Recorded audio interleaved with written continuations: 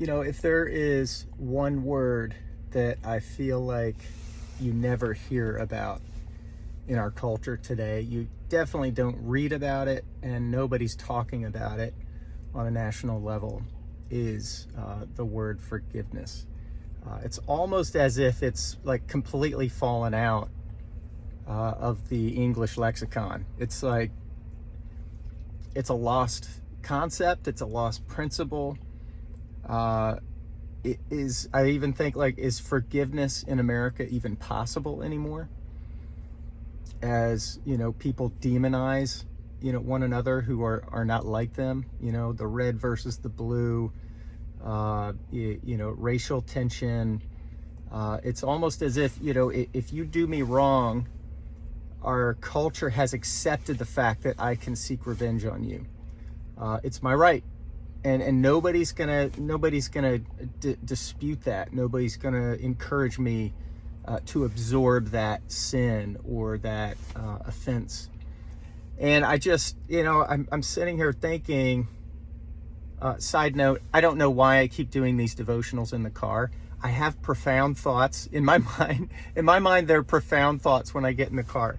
And then when I park, I go, let me make a video. So back to it here. I envision Jesus on the cross, saying the words that he did: "Father, forgive them, for they know not what they do." How deeply profound is that statement?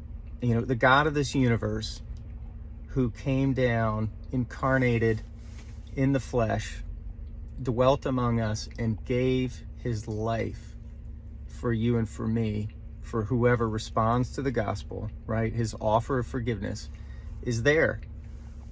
The God of this universe, with blood streaming down his face, prays for his executioners. Father, forgive them, for they know not what they do. Deeply profound, life-changing. And then I think about Paul saying in, I don't remember, I think it's Ephesians, might be 3 or 4. He says, forgive just as Christ has forgiven you. Forgive just as Christ has forgiven you. So it's not necessarily a litmus test, but it tells us, the more ready my heart is to forgive offenses done to me, the more that says that the gospel has gripped my heart when I want to pass it on. And if you're a believer, I would say this to you: never before in history of mankind has there been a greater need for you to absorb an offense and display grace and mercy and forgiveness than today. You got to do it. The world is not impressed with our t-shirts and bumper stickers.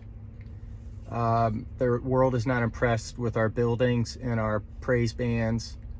What will stand out and what will impress, not that we want to impress people, but what will catch the eye of the world is mercy and forgiveness and grace when we are cut. When we bleed that, the world takes note.